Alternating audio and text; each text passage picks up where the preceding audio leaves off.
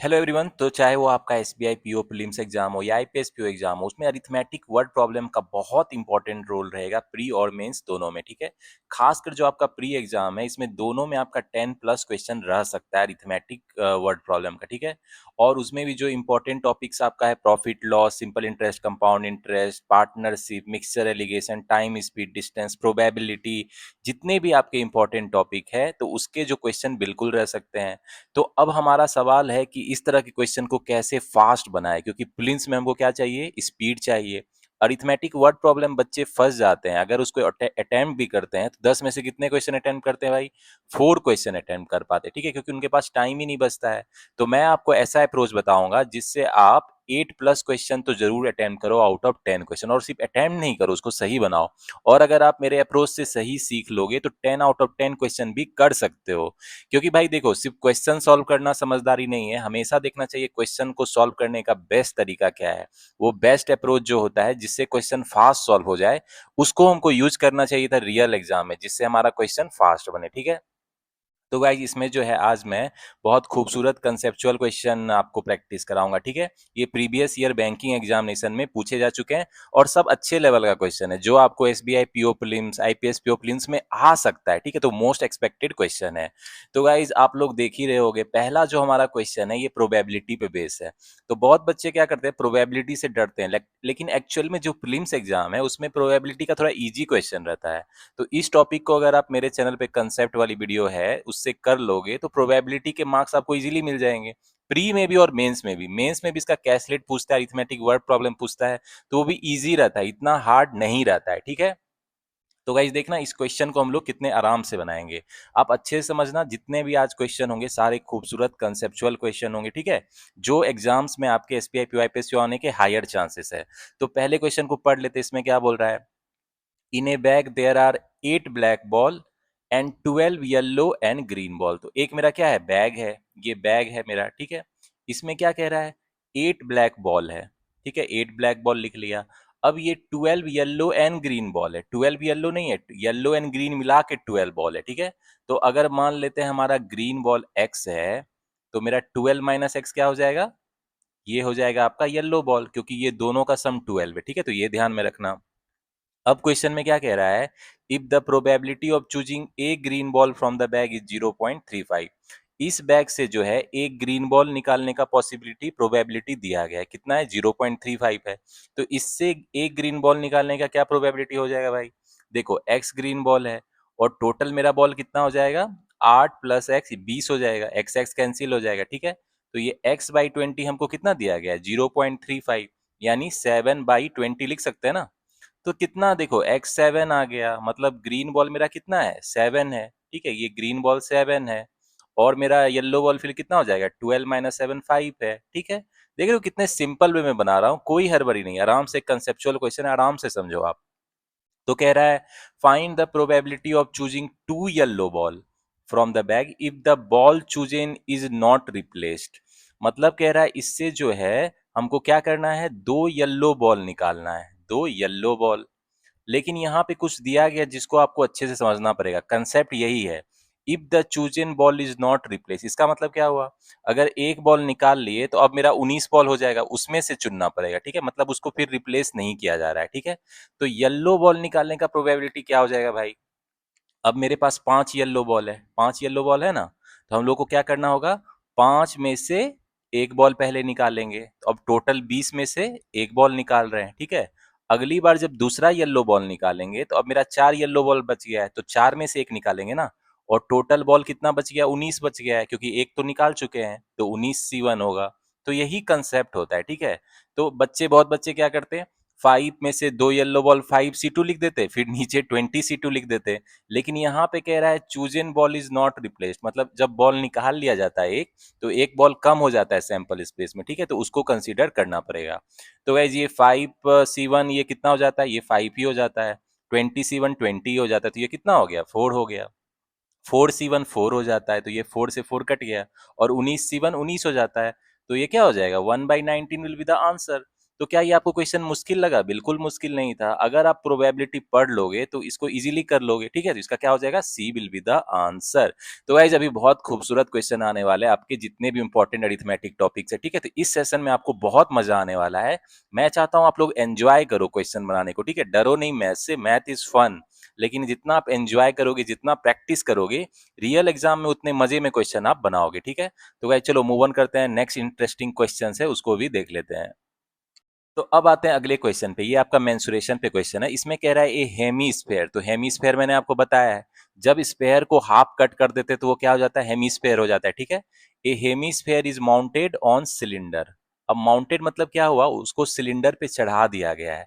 तो मैं आपके लिए फिगर बना देता हूं कि आपको अच्छे से समझ में आ जाएगा। तो देखो सबसे पहले हेमीस्फेयर होता क्या है? देखो ये आपका क्या है? मान लो ये आपका स्फेयर है, ठीक है? तो स्फेयर को मान लो बीच से जो है, सेंटर से जो है, मान लो आधा आधा कट कर दिया जाए, ये जो है कट कर दिया जाए, तो इसका जो ये हाफ है, इसको हम लोग क्या बोल सकते हैं? यही तो क्या है? मेरा हेमीस्फेयर है। ये क्या बोलते हैं इसको? हेमीस्फेयर, मतलब स्फेयर का आधा बेसिकली। अब क्वेश्चन में क्या कह रहा है? इस हेमीस्फेयर को माउंट किया गया है किस पे भाई? एक सिलेंडर पे। सिलेंडर पे इसको क्या किया जाता है? माउंट कर दिया जाता है, ठीक है? तो ये मेरा इस तरीके से माउंट होगा, ठीक है? अब क्या कह रहा है आगे क्वेश्चन में? And the radius of both is same, that is 7 centimetre. तो ऑब्वियस सी बात है, रेडियस जो है इसका 7 सेंटीमीटर होगा और इसका भी क्या हो जाएगा? कह रहा है 7 सेंटीमीटर है, ठीक है? और ये हाइट हो जाएगा, जब इसके सेंटर से इसको मिला देंगे तो ये क्या हो जाएगा? मेरा हाइट हो जाएगा इसका, ठीक है? सिलेंडर का हाइट हो जाएगा। तो क्वेश्चन में अब आगे क्या कह रहा है भाई? कह रहा है find the height of the cylinder if the total volume of hemisphere and cylinder is given. तो अब हमको हाइट खोजना है। तो कितना इजी क्वेश्चन है, इससे इजी क्वेश्चन हो सकता है? अब बोलेगे बहुत बच्चे को पता ही नहीं होगा कि हेमीस्फेयर का वॉल्यूम क्या होता है। हेमीस्फेयर का वॉल्यूम क्या होता है? स्फेयर का वॉल्यूम तो आपको पता होगा ना, 4/3 पाई आर क्यू। उसका हाफ कर दो तो वो क्या हो जाएगा? हेमीस्फेयर का वॉल्यूम। तो हेमीस्फेयर मान लो इसका 2/3 पाई आर क्यू होता है, जहां पे आर रेडियस हमको पता है 7 सेंटीमीटर, ठीक है? ये होता है हेमीस्फेयर का वॉल्यूम। प्लस जो है सिलेंडर का वॉल्यूम तो आपको पता ही होगा, पाई आर स्क्वायर एच होता है, ठीक है? तो ये मुझे कितना दिया गया है? 3952/2/3 दिया गया है, ठीक है? तो गाइज यहाँ पे आप क्या करो? यहाँ पे आप कॉमन ले लो, ठीक है? यहाँ से पाई आर स्क्वायर कॉमन ले लो, तो ये कितना हो जाएगा आपको? 2/3 आर हो जाएगा प्लस एच हो जाएगा, और ये कितना दिया गया है? 3952/2/3। तो यहाँ पे आपको रेडियस का वैल्यू जो है ये 7 सेंटीमीटर रख देना, ये तो आपको पता है, और पाई का वैल्यू कितना रख देना? 22/7 रख देना। तो अब ये भी आर रख देना 7 सेंटीमीटर, ठीक है? तो यहाँ से जो है आपका हाइट जो है कैलकुलेट करना, अप्रोक्सीमेटली निकल जाएगा 21 सेंटीमीटर, ठीक है? तो हमको कैलकुलेशन पे फोकस नहीं करना है, कैलकुलेशन तो आप कर ही लोगे, रियल एग्जाम में सिंपल कैलकुलेशन रहेगा तो इतना कोई दिक्कत नहीं है। लेकिन मेन है आपको पता होना चाहिए कि हेमीस्फेयर का वॉल्यूम क्या होता है, सिलेंडर का वॉल्यूम क्या होता है, ये पता रहेगा तो क्वेश्चन कितना इजी बन जाएगा। तो इस केस में मेरा हाइट क्या हो जाएगा? 21 सेंटीमीटर आंसर। तो इसमें हो जाएगा आपका ए विल बी द आंसर। तो अब आते हैं टाइम एंड वर्क का बहुत खूबसूरत कंसेप्चुअल क्वेश्चन है। मैं हमेशा कहता हूँ रियल एग्जाम में आपको ब्यूटीफुल कंसेप्चुअल क्वेश्चन पूछे जाते हैं, तो ये जो है वही कंसेप्चुअल खूबसूरत क्वेश्चन है, ठीक है? इस बार के SBI PO prelims, IPS PO prelims में इस तरह की time and work question moderate level का है, जरूर पूछे जाएंगे। तो क्वेश्चन पढ़ लेते हैं। कह रहा है 40 men together complete a work in 12 days while 12 women together complete the same work in 48 days। मतलब जो 40 आदमी है किसी काम को कितने दिन में कर लेता है? 12 दिन में कंप्लीट कर लेता है, ठीक है? और उसी काम को जो है मेरा 12 वोमेन मिलके कितने दिन में कर लेती है? 48 डेज में कर लेती है, ठीक है? ये एक लिख लेते हैं। तो गाइज इसको ये जैसे ही मिला तुरंत मैन और वोमेन का आप एफिशिएंसी निकाल सकते हो। तो गाइज इसमें क्या करेंगे? मान लेते हैं मैन का जो एफिशिएंसी है, मैन का एफिशिएंसी को मान लेते हैं m यूनिट्स पर डे, इतना यूनिट पर डे वो काम कर लेता है, ठीक है? तो बेसिकली क्या होता है एफिशिएंसी? रेट ऑफ वर्क, कितना काम करता है पर यूनिट टाइम में। तो वोमेन का एफिशिएंसी जो है उसको मान लेते हैं small w units per day है, मतलब इतना काम कर लेती है पर यूनिट टाइम में। तो अब देखो एफिशिएंसी कॉन्सेप्ट से कितना मजा आएगा। 40 आदमी है और एफिशिएंसी कितना है? m है, और कितना दिन लेता है काम खत्म करने में? 12 दिन। यही टोटल वर्क हो गया ना? तो टोटल वर्क तो सेम रहेगा दोनों केस में। तो इसमें 12 वोमेन है और एफिशिएंसी क्या है हर वोमेन का? स्मॉल w, और कितना दिन लेती है काम करने में? 48। तो यहाँ से हमको क्या होगा? मैन वोमेन का एफिशिएंसी का रेशियो निकल जाएगा ना, कितना होगा? देखो 8 6 के 48 हो गया, 8 5 40 हो गया, मतलब जो है कितना हो जाएगा? 6/5। तो इसको मान लेते हैं ये है मेरा x है और ये x है, ठीक है। तो मैन का जो एफिशिएंसी है 6x है और वोमेन का 5x है। तो गाइज अब देखो हमारा टोटल वर्क कितना हो जाएगा, पूरा जो वर्क है वो कितना हो जाएगा। तो देखो 40 आदमी है, एक आदमी का एफिशिएंसी कितना है 6x है, ठीक है। और जो है कितने दिन में काम खत्म कर लेता है 12 दिन में। तो ये कितना हो जाएगा आपको 12×6 = 72 और हो जाएगा 2880x। तो इतना यूनिट जो है टोटल वर्क है आपका, ठीक है। तो टोटल वर्क से बनाने से इजी रहता है। अब क्वेश्चन में आगे पढ़ते हैं, क्या बोल रहा है। कह रहा है all man started working together, सारे मैन 40 मैन जो है एक साथ काम करना स्टार्ट करते हैं। And on every next day 10 man left the work, मतलब कह रहा है हर जो अगले दिन 10 आदमी काम छोड़ देता है। एंड कह रहा है after 4 days 16 women join to do the remaining work. तो गाइस यही अब कॉन्सेप्ट का खेल यहीं पे आ जाता है। देखो क्या कह रहा है कि आदमी स्टार्ट करता है, 40 मैन स्टार्ट करता है, ठीक है। तो इसने फर्स्ट डे काम किया, फर्स्ट डे काम किया। अब सेकेंड डे जो है 10 आदमी छोड़ देता है तो 30 आदमी काम कर रहा है। थर्ड डे 10 आदमी और छोड़ देता है तो 20 आदमी काम कर रहा है। चौथे दिन 10 आदमी और छोड़ देता है, मतलब 10 दिन काम कर रहा है। तो 4 दिन ही काम करेगा ना, 5वें दिन तो कोई बचेगा ही नहीं। अब उसके बाद जो काम है अभी तक मैन कर रहा था, अब जो है वोमेन स्टार्ट कर देती है काम करना। तो कितना वोमेन है भाई, 16 वोमेन है मेरी, ठीक है। 16 वोमेन जो है जितना ये काम कर लेता है उसके बाद जितना बचता है उसको ये 16 वोमेन करती है, ठीक है, ऐसा बोल रहा है।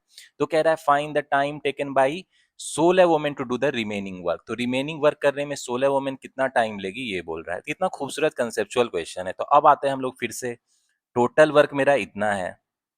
अब जो है दिमाग लगाओ, पहला दिन था 40 आदमी काम कर रहा था तो एक आदमी जो है 6x कर रहा है काम, ये एफिशिएंसी ये है ना। तो मतलब जो है पहला दिन कितना काम हो गया 240x यूनिट काम हो गया। दूसरा दिन 30 आदमी ही बचा तो कितना काम हो गया 180x हुआ, ठीक है। और तीसरा दिन 20 आदमी है तो कितना काम करेगा 120x, सिंपली उसके एफिशिएंसी से गुना कर रहे हैं। अब 10 आदमी बचा है तो कितना काम हुआ 60x। मतलब जो है 4 दिन में आदमी ने कितना काम किया 240 320 420 460 560 620, यही हो जाएगा ना। तो ये कितना हो जाएगा 240 320 420 440 540 600, मतलब टोटल जो है 600x काम मेरा हो गया है, मैन ने कर दिया। अब टोटल वर्क मेरा कितना था 2880x, इतना काम था ना, ये टोटल वर्क था। इसमें से मैन ने इतना कर दिया है, ठीक है। तो रिमेनिंग वर्क कितना हो जाएगा, बचा हुआ जो काम है जिसको 16 वोमेन करेगी, रिमेनिंग वर्क कितना हो जाएगा, इसको माइनस कर देंगे। तो ये कितना हो जाएगा 2280x हो जाएगा ना। अब इतना रिमेनिंग वर्क है, इसको कौन कर रही है, ये 16 वोमेन। तो उसके लिए वो कितना डेज लेगी भाई रिमेनिंग वर्क को करने में। तो रिमेनिंग वर्क को लिख देते हैं डिवाइडेड बाई क्या लिख देते हैं, नंबर ऑफ वोमेन 16। अब एक वोमेन का एफिशिएंसी 5x है तो उसको भी लिख देते हैं। तो इतना दिन लेगी। तो ये कितना हो जाएगा 80 हो जाएगा, ये 80 हो जाएगा ना। तो 80 से देखो एक जीरो चला गया तो ये कितना हो गया 114/4, यानी 57/2, यानी जो है 28 1/2 डेज भी बोल सकते हैं। इतना जो इतने दिन में बचा हुआ काम मेरा 16 वोमेन कर लेगी, ठीक है। तो इसमें क्या मेरा हो जाएगा, D will be the answer. तो देख रहे हो कितना खूबसूरत कंसेप्चुअल क्वेश्चन था। आप लोग लेंथी कॉम्प्लेक्स क्वेश्चन सॉल्व करते हो तो ये जो क्वेश्चन होता है ये कंसेप्चुअल क्वेश्चन था। इसी तरह के क्वेश्चन आपको रियल एग्जाम में एक्चुअल में पूछे जाएंगे, ठीक है। तो इस तरह के क्वेश्चन को ज्यादा प्रैक्टिस करो, इससे जो है आप रियल एग्जाम में क्वेश्चन इजीली सॉल्व कर पाओगे, ठीक है। चलो गाइज मूव ऑन करते हैं, अब नेक्स्ट क्वेश्चंस को भी देख लेते हैं। तो अब आते हैं प्रॉफिट एंड लॉस का, अच्छा क्वेश्चन है बहुत। इसमें कह रहा है ए shopkeeper allow a discount of 30% on mark price of an article, ठीक है। तो मार्क प्राइस मान लेते हैं भाई 100x है, हमेशा की तरह। कैलकुलेशन क्या होता है मेरा, इजी हो जाता है। अब उस पे शॉपकीपर 30% का डिस्काउंट देता है, ठीक है। आगे देखते हैं, and customer also manage to get additional 10% discount on discounted price. मतलब जो है 30% के डिस्काउंट के बाद उसको 10% का और डिस्काउंट मिल रहा है, मतलब सक्सेसिव डिस्काउंट वाला कॉन्सेप्ट आ गया। एक डिस्काउंट मिलता है उसके बाद नेक्स्ट भी उसको 10% का डिस्काउंट मिल रहा है। तो गाइज यहाँ से तो आपको ये पता चल जाएगा ना नेट डिस्काउंट कितना हो जाएगा। आपको तो पता है ये नेट डिस्काउंट क्या हो जाता है, D1 + D2 minus D1 into D2/100। ये तो मैं आपको प्रॉफिट एंड लॉस के कॉन्सेप्ट में बता चुका हूँ। तो जिसको ये पता होगा वो बोलेगा फटाफट 40 माइनस ये कितना हो जाएगा 300/100, यानी 37% नेट डिस्काउंट है। तो मतलब सेलिंग प्राइस क्या हो जाएगा, सेलिंग प्राइस 63x हो जाएगा ना। तो डिस्काउंट मेरा कितना हो गया एक्चुअल में 37x हो गया। तो अब क्या कह रहा है क्वेश्चन में, in this way he gate A total discount of ₹925। अब देखो 37x जो डिस्काउंट है ये दिया गया है 925, तो मजा ही आ गया। कितना हो गया? 37 दूना 74, और फिर 5 से चला गया। तो देख रहे हो एग्जाम में खूबसूरत क्वेश्चन होते हैं, कैलकुलेशन भी इस तरह से सिंपल वे में कट जाता है। तो अब मुझे पूछ क्या रहा है? कह रहा है इफ शॉपकीपर इनकर ए लॉस ऑफ 12.5%, मतलब इस प्रोसेस में शॉपकीपर को लॉस होता है 12.5% का ऑन सेलिंग द आर्टिकल। तो कह रहा है find the cost price for the shopkeeper. तो कॉस्ट प्राइस चाहिए, तो सबसे पहले हम लोग सेलिंग प्राइस निकाल लेते हैं। सेलिंग प्राइस मेरा कितना है भाई? 63 इंटू एक्स 25 है। अब उसको लॉस कितने का हो रहा है? 12.5% का, यानी 25/2% का लॉस हो रहा है। तो अब हमको चाहिए कॉस्ट प्राइस। तो बताओ इससे इजी कुछ हो सकता है? अब सेलिंग प्राइस पता है, लॉस पता है, तो कॉस्ट प्राइस तो निकल जाएगा ना। देखो 25/2 इंटू 1/100 लिख देते हैं, ये लॉस हो गया। ये क्या होता है? Cost price. मान लो कॉस्ट प्राइस वाई है, तो वाई माइनस सेलिंग प्राइस लिख देते हैं, फिर डिवाइड बाई कॉस्ट प्राइस होगा, क्योंकि हमेशा प्रॉफिट लॉस कॉस्ट प्राइस पे कैलकुलेट करते हैं। तो देखो ये 4 से चला गया तो कितना हो गया? 8 हो गया। और ये है मेरा वाई है 8y माइनस 200 गुना 63 हो गया। 25 गुना 8 क्या हो जाएगा? 200 हो जाएगा, ठीक है। तो यहाँ से 7y जो है 200 गुना 63 हो जाएगा। और एग्जाम में देख रहे हो कैलकुलेशन कितना मक्खन की तरीके से कट जाता है। देखो 9 से कट गया, यानी मेरा y कितना हो गया? 1800। तो वही मेरा कॉस्ट प्राइस था ना, यानी कॉस्ट प्राइस जो है आर्टिकल का 1800 रुपया हो गया। तो देख रहे हो कितना कंसेप्ट क्लियर हो तो कितना क्वेश्चन आराम से मजे में बन जाता है। तो यही पूछ रहा था मुझे, कॉस्ट प्राइस कितना होगा? 1800 रुपये होगा। B will be the answer. तो अब अगले क्वेश्चन पे आते हैं। ये आपका पार्टनरशिप पे अच्छा बहुत क्वेश्चन है। देखो इसमें कह रहा है A and B started a business. A और बी जो है बिजनेस स्टार्ट करता है साथ में, बाय इन्वेस्टिंग ₹10,000 एंड 9,000 रिस्पेक्टिवली, ठीक है। तो इन्वेस्टमेंट कितना है? ए जो है स्टार्ट में 10,000 रुपये लगाता है, और बी जो है स्टार्ट में 9,000 लगाता है। लिख लेते हैं यहाँ पे। कह रहा है but after 8 month A and B both withdraw their whole amount. मतलब ए एंड बी दोनों जो है कितने टाइम के लिए इन्वेस्ट कर रहा है? 8 महीने के लिए कर रहा है। उसके बाद दोनों अपना पूरा पैसा निकाल लेते हैं, मतलब हट जाता है बिजनेस से। And C join the business. उसके बाद सी ज्वाइन करता है और कितना इन्वेस्ट करता है? 12,000 रुपया। सी जो है 12,000 रुपया इन्वेस्ट करता है 8 महीने के बाद। तो मतलब वो कितना, अगर 1 साल है तो सी जो है 4 महीने के लिए इन्वेस्ट किया ना, क्योंकि वो तो 8 महीने के बाद ज्वाइन किया था। तो उसको लिख लेते हैं भाई, ठीक है। तो अब जो है मेरा प्रॉफिट का रेशियो क्या होगा? जो इसका है इन्वेस्टमेंट इंटू टाइम, यही प्रॉफिट का रेशियो हो जाता है ना। तो ये कितना हो जाएगा? चलो लिख लेते हैं, 80,000 हो जाएगा। मल्टीप्लाई कर देते हैं, बाद में शॉर्ट कर लेंगे। 72,000 है, ठीक है। और ये कितना है? 48,000 है। तो अब इसको 3 जीरो तो ऐसे ही ये शॉर्ट हो गया। चलो ठीक है। और क्या हो जाएगा मेरा?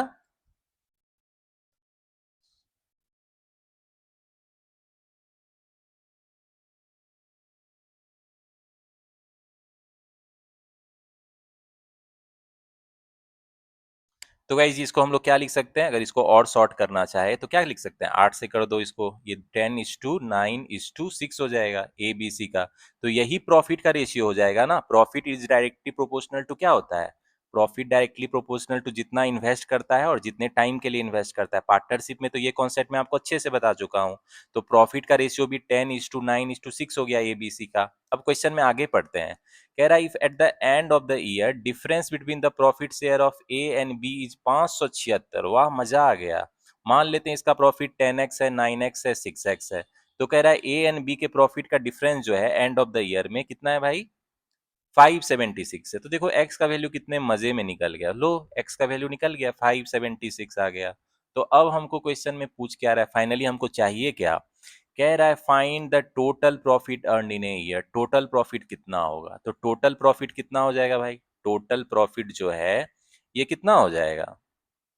ये हो जाएगा 10x plus 9x plus 6x, यानी 25x हो जाएगा। 25 और x का वैल्यू 576 है।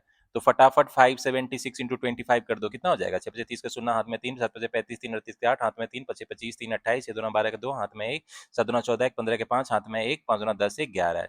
0 8 2 शून्य, हाथ में 1, 5 14, 14,400 हो गया।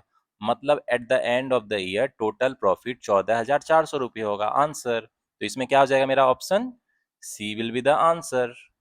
बात है अगले क्वेश्चन पे। ये आपका बोट एंड स्ट्रीम पे क्वेश्चन है। इसमें कहता है boat A travels 62 1/2 kilometer in upstream, ठीक है। तो बोट ए है मेरा वो कितना कवर करता है, 62 1/2 किलोमीटर अपस्ट्रीम इन 2 1/2 आवर, ठीक है।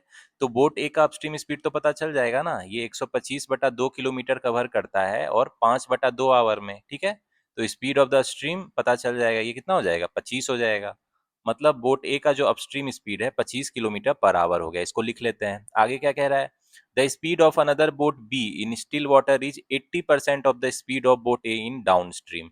अब एक आपका बोट बी भी है। बोट बी का क्या इन्फॉर्मेशन दिया गया है कि बोट बी का जो स्पीड होता है स्टिल वाटर में, ये कितना है, 80%, यानी 4/5 है जितना बोट ए का स्पीड है डाउन स्ट्रीम स्पीड ए का। इसको लिख लेते हैं, ठीक है।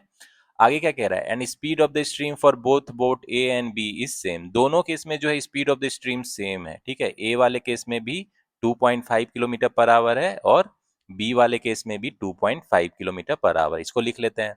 आगे क्या कह रहा है, find the distance travel by boat B in upstream in 4 hour. मतलब कितना डिस्टेंस बोट बी कवर करता है अपस्ट्रीम इन 4 आवर। तो हमको क्या चाहिए, बेसिकली अपस्ट्रीम स्पीड चाहिए बोट बी का। उसको 4 घंटे से अगर मल्टीप्लाई कर देंगे तो मेरा डिस्टेंस निकल जाएगा, ठीक है। तो गाइज हमको क्या करना होगा, हमको चाहिए क्या, अपस्ट्रीम स्पीड चाहिए बोट बी का क्या होगा, ये ध्यान में रखना, तो मेरा क्वेश्चन बन जाएगा। तो गाइज हम लोग स्टेप बाय स्टेप चलेंगे। अब यहाँ देखो, अपस्ट्रीम स्पीड मुझे दिया गया है और स्पीड ऑफ द स्ट्रीम दिया गया है। तो क्या होता है भाई, जो स्पीड ऑफ द स्ट्रीम होता है वो बेसिकली क्या होता है, जितना मेरा डाउनस्ट्रीम स्पीड है अपस्ट्रीम स्पीड डिवाइड बाई 2 होता है। तो कॉन्सेप्ट में तो ये मैं बता चुका हूँ। अब देखो ये कितना हो जाएगा, 5 वीडी और वी यू दिया है 25। मतलब मेरा डाउनस्ट्रीम स्पीड बोट ए का कितना हो जाएगा, 30 किलोमीटर पर आवर हो गया। अब जैसे ही ये पता चल गया मुझे, तो ये जो पता चल गया, तो अब देखो वेलोसिटी ऑफ बोट बी का पता चल जाएगा ना। यहाँ जो है 30 हो जाएगा, तो ये कितना हो जाएगा, देखो 6 हो गया और 24 हो गया। मतलब वेलोसिटी बोट बी का हमको पता चल गया स्टिल वाटर में इतना है। तो देखो मजा आ जाएगा।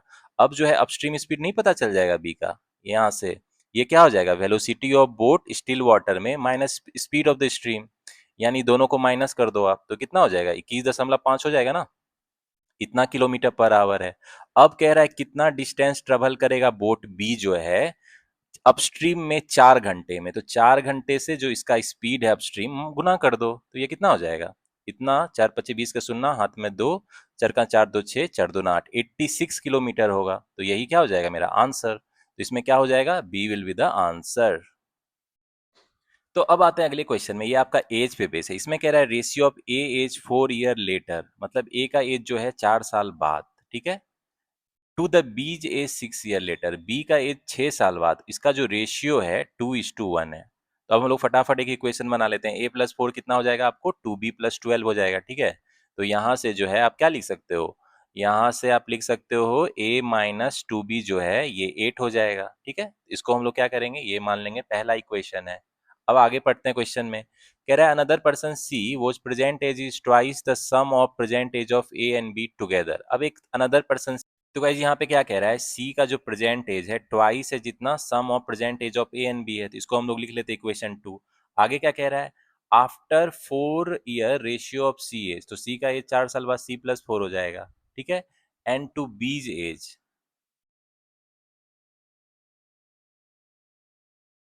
तो बी का एज 4 साल बाद कितना हो जाएगा, b+4 हो जाएगा। ये रेशियो कितना दिया गया हमको, 23/4, ठीक है। तो इसको इस इक्वेशन को भी थोड़ा सॉल्व कर लेते हैं। 4c+16 कितना हो जाएगा, 23b प्लस 4×3 = 12, 92 हो जाएगा। यानी यहाँ से कितना हो जाएगा, 4c - 23b कितना हो जाएगा, 76 हो जाएगा ना। तो इसको मान लेते हैं इक्वेशन 3। अब इस तीनों इक्वेशन से हम लोग ए बी सी निकाल लेंगे, लेकिन हमको चाहिए क्या, find the present age of B. तो हमको बी निकालना है, तो ए सी को एलिमिनेट कर देंगे, ठीक है। तो हम कोशिश करते हैं ए एंड बी में मतलब एक और इक्वेशन बनाने की, ठीक है, with the help of 2 and 3। तो हम लोग क्या करेंगे, थोड़ा स्मार्ट टेक्निक यूज करेंगे। तो यहाँ से देखो 4c कितना है, 23b+76 इक्वेशन 3 से, ठीक है। तो अब इसमें हम क्या करते हैं, 4 से गुना कर देते हैं दोनों तरफ। तो ये 4 हो गया, ये 8 हो गया।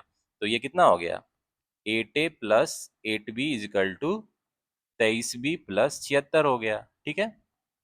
तो यहाँ से जो है मेरा कितना हो गया, ये एक तरफ ले आते हैं, 8a माइनस जो है 15b कितना हो गया मेरा, 76 हो गया। तो ये जो एक चौथा इक्वेशन, अब इक्वेशन 1 4 से ए बी हमको आ जाएगा ना।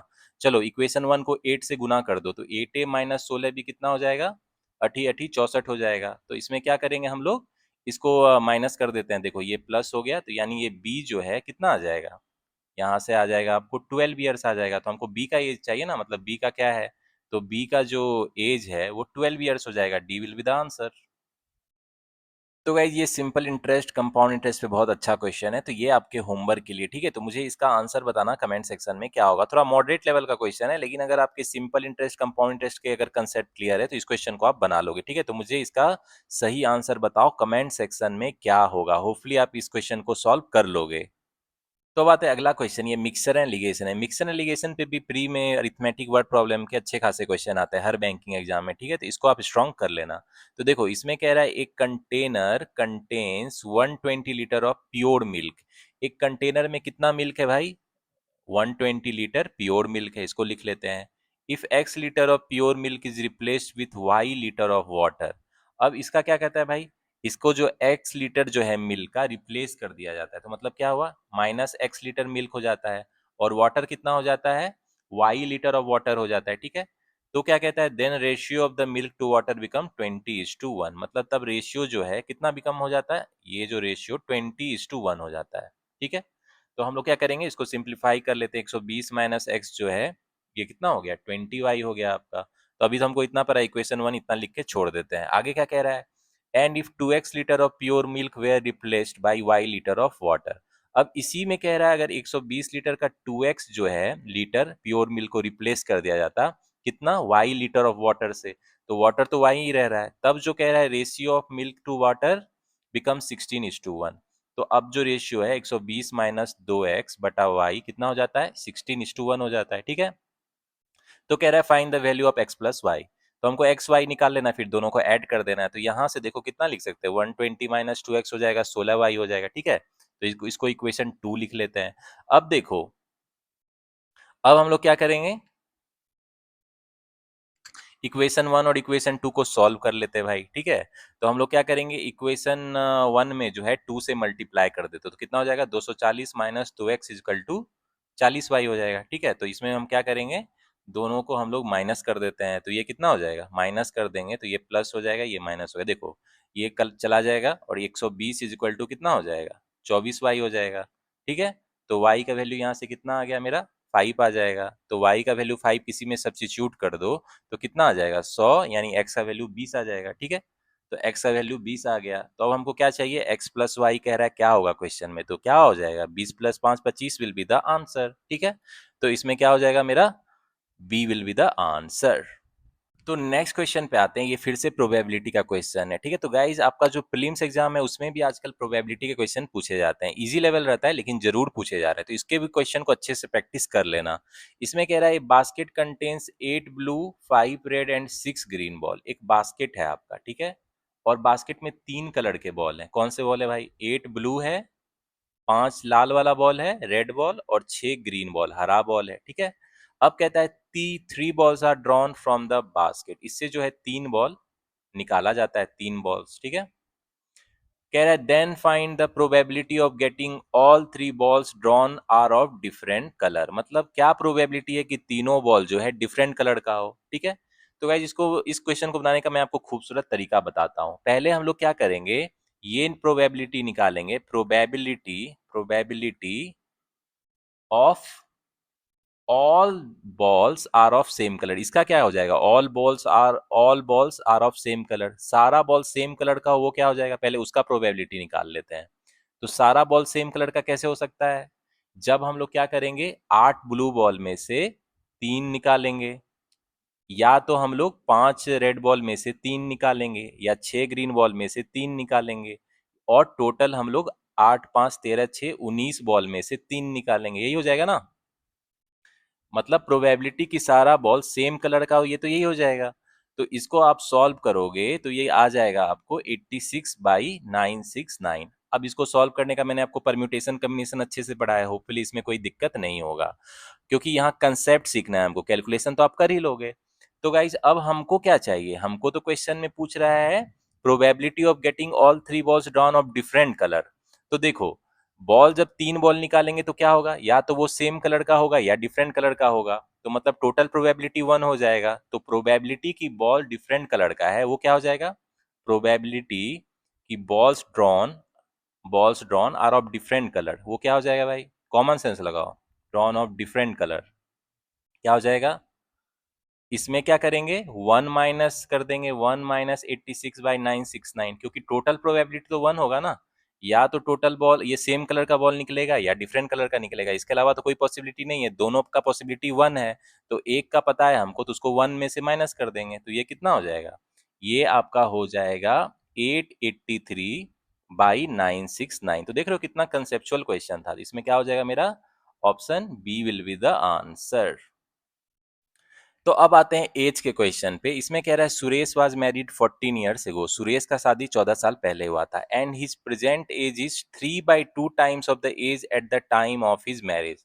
मतलब कह रहा है उसका जो प्रेजेंट एज है वो 3/2 टाइम्स है जितना उसका मैरिज के टाइम एज था। अब कह रहा है if his son's age is 1/3 of his present age, तो सुरेश का भी जितना एज है उसका 1/3 एज उसका सन का है। तो कह रहा है फाइंड द एज ऑफ सन। तो कह रहा है सन का एज क्या होगा? तो देखो, मान लेते हैं सुरेश का एज जो है जब उसकी शादी हुई थी, सुरेश का जब मैरिज हुआ था उस समय उसका एज को मान लेते हैं, कुछ मान लेते हैं एज उस समय उसका एक्स ईयर्स था, ठीक है। तो सुरेश का प्रेजेंट एज कितना हो जाएगा? सुरेश का जो प्रेजेंट एज है वो कितना हो जाएगा? क्वेश्चन में दिया गया है ना, 3/2 टाइम्स है, तो ये कितना हो जाएगा? 3/2x। और जो है सुरेश का प्रेजेंट एज तो अभी भी हमको पता चल, देखो सुरेश का जब मैरिज हुआ था तो उस समय एज एक्स था और 14 साल पहले मैरिज हुआ था, ठीक है। तो प्रेजेंट एज सुरेश का इससे भी तो पता चल जाएगा ना कि देखो उसका एज था एक्स ईयर मैरिज के टाइम और 14 साल पहले मैरिज हुआ था, तो एक्स प्लस 14 भी तो प्रेजेंट एज होगा ना, कॉमन सेंस लगाने की बात है। तो मतलब मेरा क्या हो गया, 3/2x जो है एक्स प्लस 14 हो जाएगा ना। तो यानी यहाँ से मेरा x/2 आ गया 14, यानी सुरेश का जो एज था मैरिज के समय 28 साल था, ठीक है। तो इसको लिख लेते हैं। अब क्या कह रहा है, सुरेश का जो बेटा का एज है 1/3 ऑफ हिज प्रेजेंट एज है, तो उसका प्रेजेंट एज क्या है? 28 और 32 यानी 42 साल है ना। तो यानी उसका सन का एज कितना हो जाएगा? सन का एज क्या हो जाएगा उसका? जितना उसका प्रेजेंट एज है उसका 1/3, यानी इसका 1/3 कितना हो जाएगा? 14 ईयर्स हो जाएगा ना। तो सन का एज 14 साल हो जाएगा, ठीक है। तो इसमें क्या आंसर हो जाएगा? सी विल बी द आंसर। तो अब आते हैं मेंसुरेशन का, बहुत अच्छा क्वेश्चन है। देखो इसमें कह रहा है square and equilateral triangle have the same area. तो स्क्वायर का एरिया क्या होता है? मान लो स्क्वायर का साइड जो है ए है, इक्विलेटरल ट्रायंगल का साइड मान लो बी है, तो स्क्वायर का एरिया क्या हो जाएगा? ए स्क्वायर।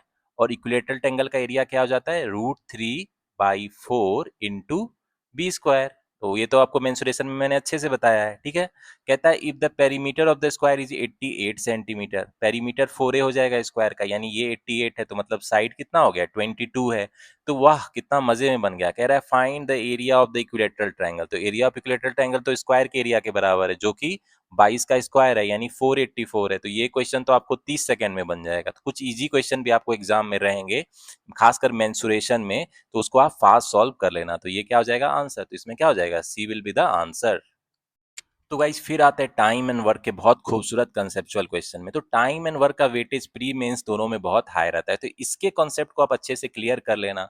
जो बच्चे सोच रहे हैं टाइम एंड वर्क को स्किप करेंगे वो गलती कर रहे हैं, ठीक है। तो मेरे चैनल के प्लेलिस्ट में जाके मैंने बहुत अच्छे से टाइम एंड वर्क का कॉन्सेप्ट एक्सप्लेन किया है, बिल्कुल सिंपल वे में, जिससे नॉन मैथ बैकग्राउंड वाले बच्चे भी अच्छे से समझ जाए। उस पर मैंने क्वेश्चन भी प्रैक्टिस कराया है, तो उसके बाद आपको इस तरह के क्वेश्चन बनाने में मजा आएगा और समझोगे भी अच्छे से। तो क्वेश्चन में क्या कह रहा है, पढ़ लेते हैं। कह रहा है A B C together can complete a work in 8 days. मतलब ए बी सी जो है किसी काम को कितने दिन में खत्म कर लेता है भाई? 8 दिन में खत्म कर लेता है, ठीक है। इसको हम लोग क्या करेंगे, लिख लेते हैं यहाँ पे, ठीक है। तो गाइज आगे कह रहा है A alone can complete the work in 24 days. A अकेले जो है 24 दिन में काम को कर लेता है, ऐसा बोल रहा है, ठीक है।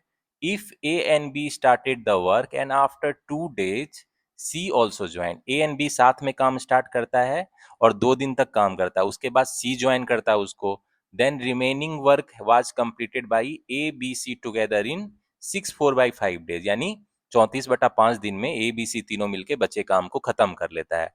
तो कह रहा है find in how many days B alone can complete the whole work. मतलब बी कह रहा है अकेले कितने दिन में काम को खत्म कर लेगा, ये बताना है। तो गाइज इसको मैं बहुत एक खूबसूरत तरीके से आपको अप्रोच बताता हूँ, इसको कैसे सॉल्व करना। देखो इसमें जो है मेरा 2 दिन का काम है, ए और बी का है, ए और बी 2 दिन काम किया ना, तो इसको लिख लेते हैं 2 दिन ए और बी का काम, ठीक है। अब जो है बचा हुआ काम कितने दिन में खत्म हो रहा है? 34/5 डे में। ठीक है, तो बचा हुआ काम 34/5 डेज में खत्म हो रहा है, और कौन कर रहा है? ए बी सी काम खत्म कर रहा है। तो यही मिलके टोटल वर्क हो जाएगा ना, टोटल वर्क मेरा 1 तो यही हो जाएगा। तो देख रहे हो कॉन्सेप्ट की खूबसूरती यही है। बहुत लोग इसको सॉल्व करने लगेंगे, एक सिंपल इक्वेशन बनाना है, ये कैसे पता चलेगा? मेरा कॉन्सेप्ट क्लियर होगा तब पता चलेगा, ठीक है। तो अब देखो, मुझे पता है ए कितने दिन में काम कर रहा है, 24 दिन में काम खत्म करता है, ठीक है। तो हमको बी का निकालना है, तो लिख लेते हैं। और हमको पता है ना, ए बी सी जो है मिलके 8 दिन में काम करता है, मतलब एक दिन में काम का 1/8 भाग करेगा, यही होगा ना। ये इक्वल टू 1 हो जाएगा। देख रहे हो कितना मजे में बन रहा है। ये 1/12 प्लस ये क्या हो जाएगा, 2/b हो जाएगा, ठीक है। और ये हो जाएगा आपको 4, और ये 17, यानी कितना हो जाएगा, ये 17/20 हो जाएगा, ठीक है। तो ये 1 हो गया। तो यहाँ से आप कैलकुलेट कर लेते हैं, 2/b मेरा कितना हो जाएगा, ये हो जाएगा 1 - 1/12 माइनस 17/20। तो 12 और 20 का फटाफट एलसीएम ले लो, क्या हो जाएगा? 4 × 12 4 × 5 20, 4 × 12 = 60, 60 हो जाएगा। 60 - 5 - 51, यानी 1/15 हो गया, ठीक है। तो यहाँ से जो मेरा बी कितना है, देखो 30 आ गया ना। मतलब बी जो है अकेले काम को कितने दिन में कर लेगा, 30 डेज में कर लेगा। तो कितना आराम से बन गया। इसीलिए मैं हमेशा कहता हूँ कॉन्सेप्ट क्लियर रखो, क्वेश्चन बहुत आराम से बन जाते हैं। ई विल बी द आंसर। तो अब आते हैं अगले क्वेश्चन में। देखो इनमें कह रहा है, मिक्सचर एलिगेशन का क्वेश्चन है। कह रहा है in a mixture of milk and water the proportion of milk by weight is 60%। मतलब मिल्क एंड वाटर में जो है, मिल्क कितना है, 60% है। तो मतलब ये 60% है, तो वाटर कितना होगा, 40% होगा। मतलब रेशियो कितना है, 3:2 का रेशियो है।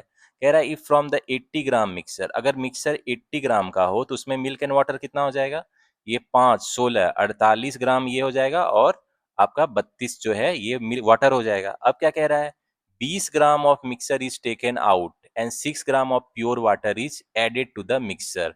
अब कह रहा है 20 ग्राम इससे निकाल लिया जाता है। 20 ग्राम निकाल लिया जाता है भाई, तो किस प्रोपोर्शन में निकलेगा, जो रेशियो 3:2 है, यानी 5 4, यानी 12 जो है ग्राम मिल्क निकलेगा, और जो है आपका बचा हुआ जो है 8 ग्राम वाटर निकलेगा। तो अब ये कितना बच जाएगा, ये 36 हो गया, और ये 24 हो गया।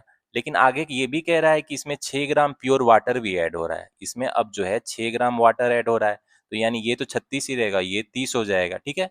तो कह रहा है कि find the ratio of milk and water in the new mixture. तो जो फाइनल मिक्सचर है उसमें मिल्क बाई वाटर कितना है, 36/30, यानी कितना हो जाएगा, 6:5, ठीक है। तो इसमें आंसर क्या हो जाएगा मेरा, B will be the answer. अब आते हैं नेक्स्ट क्वेश्चन, पार्टनरशिप पे आपका। इसमें कह रहा है 3 person ABC started a business by investing in the ratio 2/3। इस ये रेशियो है आपका, ठीक है। तो देखो ए बी सी है, और तीनों का रेशियो दिया गया मुझे 2/3, 1/2 और 3/4। अब समझदार बच्चा क्या करेगा, इसको एक कॉमन रेशियो में इंटीजर वाले में ले आएगा, ठीक है। तो मतलब किससे मल्टीप्लाई करेंगे कि मेरा कान बन जाए, 3 2 4 का एलसीएम ले लो, उससे कर देंगे। तो 2 से देखो, ये 2 हो गया, 3 दूना 6 दूना 12, मतलब 12 से कर देंगे तो मेरा काम हो जाएगा। तो ये कितना हो जाएगा, 8 हो जाएगा, ये 6 हो जाएगा, ये 9 हो जाएगा। मतलब इन्वेस्टमेंट का रेशियो एबीसी का स्टार्ट में कितना था, 8 6 9, ठीक है। इतना लिख लेते हैं, मान लेते हैं 8x है, 6x है, 9x, एब्सोल्यूट वैल्यू पता ले लेते हैं। कह रहा है after 5 month B increases his investment by 2/3 of his initial amount, ठीक है। मतलब 5 महीने बाद, 5 महीने तक तो ये इतना इन्वेस्टमेंट करता है, लेकिन बचे हुए जो 7 महीने हैं इसका इन्वेस्टमेंट कितना हो जाता है, बढ़ा देता है 2/3 से। यानी कितना बढ़ा दिया, 4x बढ़ा दिया, यानी अब जो इसका इन्वेस्टमेंट 10x हो जाता है बचे हुए 7 मंथ के लिए, ठीक है। और बचा हुआ का तो 8x ये 12 महीने के लिए कर रहा है, और सी जो है 9x 12 महीने के लिए कर रहा है, उसका तो कुछ नहीं दिया गया है। कह रहा है इफ आफ्टर 12 मंथ, चलो उसके पहले हम लोग क्वेश्चन को आगे बढ़ने से पहले मेरा इन्वेस्टमेंट इनटू टाइम का क्या हो गया भाई। देखो ये 96x है, ये कितना है 30 और 70, यानी कितना हो गया 100x है, ठीक है। और ये कितना है, ये आपको 9 × 108x है, ठीक है। तो इसको और हम लोग सिंप्लीफाई कर लेते हैं, 48 50 54, यानी ये 4 से जाएगा ना एक बार। देखो 24:, ये क्या हो जाएगा, 24:25, 4 दूना 8, 4 सत्ते 28, 27 हो जाएगा ना। ये इन्वेस्टमेंट इनटू टाइम का तो ये आ गया मेरा रेशियो, ठीक है। तो प्रॉफिट यही हो जाएगा ना। प्रॉफिट तो मैंने बताया है, profit is directly proportional to जितना इन्वेस्ट करता है इनटू जितने टाइम के लिए इन्वेस्ट होता है। पार्टनरशिप तो इसी कॉन्सेप्ट पे बेस है, उसमें तो और ज्यादा कुछ है नहीं। तो अब आगे क्या कह रहा है, the difference of profit share of A and C is 1350। वाह भाई मजा आ गया। ए और सी जो है, यही है मेरा, ए है, बी है, सी है। तो ए और सी का डिफरेंस कितना है, 3x है। ये कितना दिया गया, प्रॉफिट का डिफरेंस हमको 1350 दिया है, तो लिख लेते हैं। एक्स कितना आ जाएगा, 450 आ जाएगा। अब हमको मांग क्या रहा है, कह रहा है find the profit share of B. तो बी का प्रॉफिट शेयर कितना हो जाएगा, 25x है, तो 25 गुना 450 हो जाएगा ना, यही तो हो जाएगा प्रॉफिट शेयर ऑफ बी। तो इसको फटाफट मल्टीप्लाई कर लो, 450 गुना 25 कितना हो जाएगा, जीरो पच्चीस जीरो, पच्चीस पाँच, हाथ में दो, चार पच्चीस 20, 22, ये 9 अटैच हो जाएगा, ठीक है, 0 5 2 9 दूना 11, 11,250 हो जाएगा प्रॉफिट शेयर ऑफ बी। तो देख रहे हो कंसेप्ट से बनाते तो क्वेश्चन कितना इजीली बन जाता है और मजे में बन जाता है, ठीक है। तो इसमें 11,250 मेरा D will be the answer. तो गाइज होपफुली आप इस सेशन को एंजॉय कर रहे होगे। मैं चाहता हूं जितने भी क्वेश्चन आप बनाओ उसको खूबसूरत कंसेप्ट से बनाओ, आपको मजा भी आएगा, समझोगे भी, और मोस्टली जो है मेंस में आप क्वेश्चन एक्चुअल में सॉल्व कर पाओगे। प्री में तो चलो सॉल्व कर लोगे, लेकिन जो मेंस में सॉल्व करता है वही जो है असली वीर है, मतलब उसका जो क्वेश्चन खूबसूरत कंसेप्चुअल होता है। तो वो जो खूबसूरत मेंस के क्वेश्चन होते हैं इसी से स्टार्ट होते हैं, जो मैं अभी क्वेश्चन करा रहा हूँ ये बेस है। इसी पे तो आपका जो है होता है ना, बिल्डिंग बनता है, बेस मकान का यही है। तो ये क्वेश्चन बन रहे तो मेंस के क्वेश्चन भी जरूर बनेंगे भाई। थोड़ा सा लेवल ज्यादा रहता है लेकिन वो भी क्वेश्चन कंसेप्चुअल होते हैं। चलो नेक्स्ट क्वेश्चन आपका टाइम स्पीड डिस्टेंस का है। कह रहा है total distance between A and B is 792 kilometre. चलो ए एंड बी को ले लेते हैं। ए और बी के बीच का डिस्टेंस कितना दिया गया है, 792 किलोमीटर है, लिख लेते हैं, ठीक है। कह रहा है an car P start from station A से जो है एक कार स्टार्ट होता है, क्या कार है मेरा भाई, कार पी स्टार्ट होता है, स्पीड कितना है उसका, 64 kilometre per hour, 64 kilometre per hour से स्टार्ट होता है, तो लिख लेते हैं बीपी, ठीक है। अब देखो आगे क्या कह रहा है, एन टुवर्ड्स बी, बी की ओर जा रहा है। चलो an car Q start from station B at 11 AM। अब स्टेशन बी से कार क्यू स्टार्ट होता है, ठीक है, लेकिन ये जो कार ए है ये 8 बजे सुबह में स्टार्ट होता है, ठीक है, और ये कार बी जो है ये 11 बजे, 3 घंटे बाद स्टार्ट होता है, तो ये ध्यान में रखना। With speed 86 kilometre towards a, मतलब ए की तरफ जा रहा है कार क्यू, और स्पीड क्या है भाई कार क्यू का, 86 किलोमीटर पर आवर, लिख लेते हैं भाई, ठीक है। अब आगे क्या कह रहा है, find the distance from station B when both cars will meet each other. मतलब स्टेशन बी ये है, इससे कितने दूरी, मान लो सी है, इससे जो कितना दूरी पे दोनों मिल जाएगा, दोनों ए और बी। तो बहुत खूबसूरत कंसेप्चुअल क्वेश्चन, आपको भी मजा आएगा। देखो कार ए जब स्टार्ट किया था चलना, कार बी उसके 3 घंटे बाद चलता है, तो 3 घंटे में जो है कार ए कितना डिस्टेंस ट्रेवल कर लिया भाई, ये निकाल लेते हैं पहले। तो डिस्टेंस कितना ट्रेवल कर लेगा 3 घंटे में, जो है कार ए कितना डिस्टेंस, कार पी है एक्चुअली, कितना डिस्टेंस ट्रेवल कर लेगा भाई, डिस्टेंस जो है 64 किलोमीटर पर स्पीड से चल रहा है और 3 घंटे चल लिया, तो 192 किलोमीटर तो ये ऑलरेडी चल लेगा, ठीक है। अब टोटल डिस्टेंस 792 किलोमीटर है, ठीक है। तो अब ए और बी के बीच का डिस्टेंस कितना हो जाएगा, क्योंकि ये 192 किलोमीटर तो चल चुका है, तो अब ए और बी के बीच के बीच का डिफरेंस मतलब डिस्टेंस का कितना हो जाएगा, 792 में से 191 या 600 किलोमीटर, ठीक है। अब कार बी ए की ओर चलना स्टार्ट होता है, जब ए जो है 192 किलोमीटर चल लिया होता है। तो गाइज ये कितने टाइम के बाद ए एंड बी दोनों मिलेगा, तो ये आप देखो खूबसूरत कंसेप्ट यही है, ए एंड बीच के अभी का डिस्टेंस 600 किलोमीटर रह गया, और दोनों का रिलेटिव स्पीड है, दोनों अपोजिट डायरेक्शन में जा रहा है, तो रिलेटिव स्पीड सम हो जाएगा ना, ये तो मैंने आपको अच्छे से बताया टाइम स्पीड डिस्टेंस में। तो दोनों के स्पीड का सम कितना हो, 86 64 आपको 150 हो गया। अब देखो ये 4 हो गया ना, ये 4 से चला गया, मतलब 4 घंटे बाद जो है ए और बी मिल जाता है सी पे, लेकिन हमको तो चाहिए बी से कितने डिस्टेंस पे ये मिल रहा है, ये चाहिए ना। तो देखो बी का जो स्पीड है 86 किलोमीटर पर आवर है, ठीक है, तो ये कितना डिस्टेंस चलेगा भाई जिससे ये ए को मिल जाएगा, तो उसका 86 किलोमीटर पर आवर है, और वो 4 घंटे चलता है, तो कितना हो जाएगा ये, 4 छक्के 24 के 4, हाथ में 2, 4 8 32, 2 34, 344 किलोमीटर।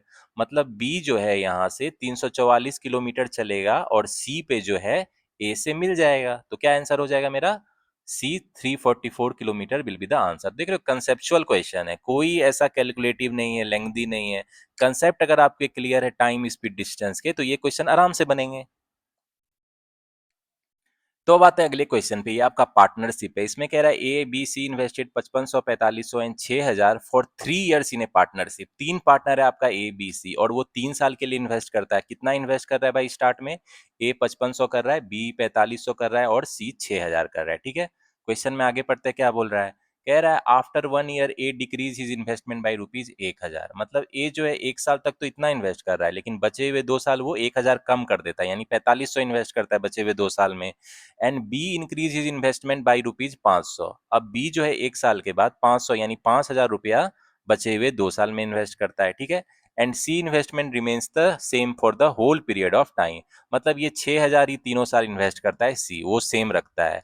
तो अब देखो इन्वेस्टमेंट इंटू टाइम कितना हो गया भाई, ये हम लोग निकाल लेते हैं। तो देखो 5500 हो गया और 9000 यानी कितना हो गया, ये आपको हो गया 14,500 हो गया, ठीक है। ये कितना हो गया है इसका 4500 और 10,000 यानी ये भी 14,500 हो गया। अब इसका तो 6,000 है तीनों साल के लिए, ठीक है, तो ये तो 18,000 हो गया, ठीक है। 18,000 दो जीरो तो इधर से इसको इधर कर दो आप, माइनस चलो हटा दो। अब जो है, अब हम लोग देखो इसको क्या करेंगे, ये और शॉर्ट कर लेते हैं, इन्वेस्टमेंट इंटू टाइम और शॉर्ट कर लेते हैं। 5 दूना 10, 29, 29 ये 36 हो जाएगा।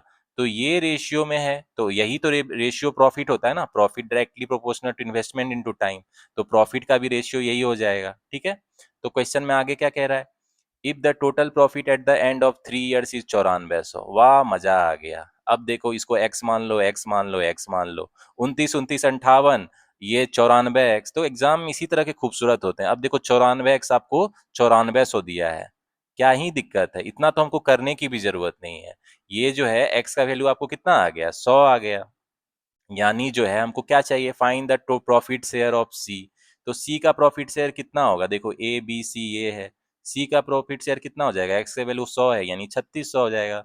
तो देख रहे हो क्वेश्चन कितना मतलब इजी वे में बनता है। यही आपके रियल एग्जाम क्वेश्चन है, लेकिन आपको भरोसा नहीं होता है, आप लोग अलग ही तरह के क्वेश्चन प्रैक्टिस करते हो। ये खूबसूरत जो आपका कैलकुलेशन है, रियल एग्जाम के क्वेश्चन इसी तरीके से आराम से कैंसिल हो जाएंगे, मतलब वो इतना लेंथी नहीं रहेगा, कैलकुलेशन भी इजी रहता है, सिंपल रहता है, ठीक है। तो इसमें मेरा क्या हो जाएगा भाई, प्रॉफिट शेयर ऑफ सी 3600 हो जाएगा, B will be the answer. तो अब आते हैं अगले क्वेश्चन में। इसमें कह रहा है a person cover 100 kilometre journey into 2 parts. 100 kilometre total journey है और उसको 2 पार्ट में कवर करता है, फर्स्ट पार्ट सेकेंड पार्ट, ठीक है। अब ये कौन सा पार्ट है भाई, देख लेते हैं। First part he travel in AC car, first part ये एसी कार से जाता है and remaining journey he covered on non AC car. और दूसरा जो second part of journey non AC car से जाता है, लिख लेते हैं भाई इधर, ठीक है। कहता है rent of AC car is 7 रुपया पर किलोमीटर। इसको जो एसी से जाने में 7 रुपया पर किलोमीटर पड़ रहा है और नॉन एसी कार से जाने में 3 रुपया पर किलोमीटर पड़ रहा है, ठीक है, लिख लेते हैं। कह रहा है इफ ही पे टोटल रेंट ऑफ 340 रुपया। अब टोटल रेंट इसको कितना पड़ जाता है, एसी नॉन एसी मिला के 340 रुपया, इसको लिख लेते हैं। तो कह रहा है find the distance travel by non AC car. तो नॉन एसी कार का कितना डिस्टेंस होगा ये निकालना है। तो मान लेते हैं नॉन एसी कार का डिस्टेंस d किलोमीटर है, मतलब एसी कार का कितना हो जाएगा 100 - d, क्योंकि टोटल तो 100 किलोमीटर है, ठीक है। अब ये 100 - d किलोमीटर को 7 रुपये पर किलोमीटर से चल रहा है और डी किलोमीटर नॉन एसी को ये 3 रुपये पर किलोमीटर से चल रहा है। टोटल रेंट ये एसी नॉन एसी मिला के 340 देता है। वाह भाई वाह, मजा आ गया, इतना इजी क्वेश्चन है बन गया। ये तो 7D हो गया, 3D हो गया, 340 हो गया। तो यहाँ से कितना हो जाएगा, यहाँ से 4D जो है आपको 360, 400, 360 हो जाएगा, मतलब डी यहाँ से कितना हो गया 90 किलोमीटर आ गया, ठीक है। तो टाइम स्पीड डिस्टेंस के कुछ इजी क्वेश्चन भी आपको एग्जाम में देखने को मिलेंगे। देखने में बड़ा क्वेश्चन लग रहा था, लेकिन ये एक्चुअल में 1 मिनट के अंदर तो बन जाता, उससे भी जल्दी बन जाता, ठीक है। तो इसमें जो डिस्टेंस है कितना हो जाएगा 90 kilometre, B will be the answer. तो अब आते हैं अगले क्वेश्चन पे। ये आपका मेंसुरेशन पे क्वेश्चन है। इसमें कह रहा है the area of 4 wall of a room is 128 square metre. मतलब 4 वॉल जो रूम है उसका एरिया 128 स्क्वायर मीटर है। If length and breadth of the room are equal, length और ब्रेथ जो है रूम का इक्वल है बोल रहा है। And and height of the room is 4 metre, height जो है रूम का 4 मीटर है ऐसा बोल रहा है। तो कह रहा है find the area of floor in square metre. तो एरिया ऑफ फ्लोर क्या हो जाएगा, पहले ये पता करते हैं। एरिया ऑफ फ्लोर जो है, फ्लोर तो बेसिकली आपका 2D में है, तो उसमें तो हाइट का कोई रोल नहीं है, वो क्या हो जाएगा लेंथ इंटू ब्रेथ, हमको निकालना है क्या होगा। और हमको कह रहा है लेंथ ब्रेथ है इक्वल है, लेकिन कितना वैल्यू है अगर ये निकाल लेंगे किसी भी लेंथ या ब्रेथ तो हम आंसर हो जाएगा। तो गाइज अब हमको क्या दिया है, area of 4 walls 128 square metre दिया है।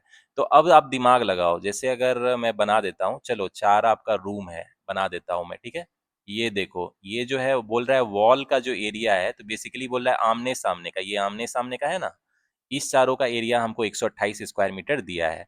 तो ये कितना हो जाता है 2LH प्लस BH होता है ना, हाइट इंक्लूडेड होता है। 2LH प्लस BH हमको कितना दिया है 128 दिया है। तो इसको लिख लेते हैं, यहाँ से मेरा जो है क्या हो जाएगा H common, L plus B 64 हो जाएगा, ठीक है। तो अब लेंथ और ब्रेथ तो इक्वल दिया गया है, लेंथ और ब्रेथ इक्वल दिया गया है ना, हाइट 4 है और लेंथ ब्रेथ इक्वल है, ठीक है। तो हम लोग क्या करेंगे, यहाँ से 2L लिख लेते हैं, L इक्वल टू B है, ये 64 हो जाएगा। यानी L कितना हो जाएगा आपको, ये हो जाएगा 8 हो जाएगा, यानी बी भी इतना हो जाएगा। अब हमको क्या खोजना है, हमको चाहिए एरिया ऑफ फ्लोर कितना होगा, दोनों 8 इंटू 8 है तो कितना हो जाएगा 64 स्क्वायर मीटर हो जाएगा। ठीक है, तो कॉमन सेंस वाला क्वेश्चन था, ये भी इजी था। इसमें क्या हो जाएगा, सी विल बी द आंसर। तो गाइज इस सेशन का जो लास्ट क्वेश्चन है ये मैं आपके होमवर्क के लिए देता हूँ। ये बहुत खूबसूरत प्रॉफिट एंड लॉस का क्वेश्चन है, ठीक है, तो इसको आपको बनाने में मजा आएगा। तो मुझे इसका करेक्ट आंसर बताना कमेंट सेक्शन में, इसका आंसर क्या होगा। ठीक है, तो मुझे इसका कमेंट करना कि इसका करेक्ट आंसर क्या होगा। तो होपफुली गाइज आज का सेशन आपने एंजॉय किया गया और मैंने दिखाया क्वेश्चन जो आपके रियल एग्जाम में अरिथमेटिक वर्ड प्रॉब्लम आते हैं वो कंसेप्चुअल होंगे। ठीक है, और उसके जो कैलकुलेशन होंगे मैंने दिखाया ना, सिंपल कैलकुलेशन होगा। मतलब अगर आपने कॉन्सेप्ट क्रैक कर लिया तो कैलकुलेशन में आपको बहुत दिमाग नहीं लगाना पड़ेगा, क्योंकि जो भी आपके एग्जाम सेटिंग करते हैं IPS PO, SBI PO, RRB PO या और भी एग्जाम के, वो खूबसूरत क्वेश्चन देते हैं, वो आपको उलझाएंगे नहीं। कैलकुलेशन में तो बिल्कुल नहीं उलझाएंगे भाई, क्योंकि अगर उसको चैलेंज करना है तो वो कॉन्सेप्ट में चैलेंज करेगा, कैलकुलेशन में तो चैलेंज नहीं करेगा। ठीक है, इसीलिए हमेशा कहता हूँ कॉन्सेप्ट स्ट्रांग रखो, अरिथमेटिक टॉपिक के क्वेश्चन बिल्कुल बनेंगे, कैलकुलेशन की चिंता मत करो। बहुत लोग कहते हैं मुझे फास्ट कैलकुलेशन, वैदिक मंत्र, अच्छी बात है, कैलकुलेशन के लिए तो मैं भी फास्ट मैथ की वीडियो लाता हूँ, जिससे आप जो है कैलकुलेशन को मेंटल कैलकुलेशन करो, पेन पेपर कम से कम यूज करो। लेकिन ये भी सही बात है कि जितना आप प्रैक्टिस करोगे उतना आपका जो कैलकुलेशन स्पीड है वो बढ़ेगा। इसका कोई शॉर्टकट मारने के बजाय जितना कैलकुलेशन ज्यादा करोगे उतना स्पीड बढ़ेगा। और जो है कुछ तरीका आपको पता होना चाहिए, परसेंटेज से फ्रैक्शन, फ्रैक्शन से परसेंटेज। ठीक है, और स्क्वायर, एडिशन, सब्सट्रैक्शन का कुछ रूल है, ट्रिक है, उसको थोड़ा सा स्मार्ट वे में यूज करोगे तो आपका कैलकुलेशन स्पीड बढ़ जाएगा। बहुत बच्चे बोलते हैं कि उनके मॉक्स में क्वांट में स्पीड थोड़े कम है, 10 से 15 क्वेश्चन ही अटेम्प्ट हो रहे हैं। ठीक है, तो मेरा अप्रोच देखो, मैं हमेशा जितने आज मैंने क्वेश्चन आपको सॉल्व कराए सब में मैंने आपको बेस्ट अप्रोच बताया कि नहीं, क्वेश्चन सॉल्व करने का सब में बेस्ट अप्रोच बताया। क्वेश्चन को सिंपल वे में, फास्टर वे में, एफिशिएंट वे में कैसे सॉल्व करो, क्योंकि क्वेश्चन तो मैं आपको 1000 बनवा दूं, लेकिन अप्रोच तो सही बताना जरूरी है ना। मैं आपको 10 क्वेश्चन बताऊं लेकिन अप्रोच अच्छा बताऊंगा तो आपको कुछ सीख मिलेगी, जिससे आप भी जो है उस अप्रोच को यूज करोगे रियल एग्जाम में और क्वेश्चन को बना के रख दोगे, चाहे कितना भी चैलेंजिंग क्वेश्चन हो। ठीक है, क्योंकि एग्जाम में हमको टाइम बाउंड में क्वेश्चन सॉल्व करना है, ऐसा नहीं होता है कि आराम से एक क्वेश्चन के पीछे ही आप पढ़े हो। हमको क्या चाहिए भाई, प्रीलिम्स एग्जाम जो SBI PO pre, IPS PO pre है, उसमें स्पीड चाहिए।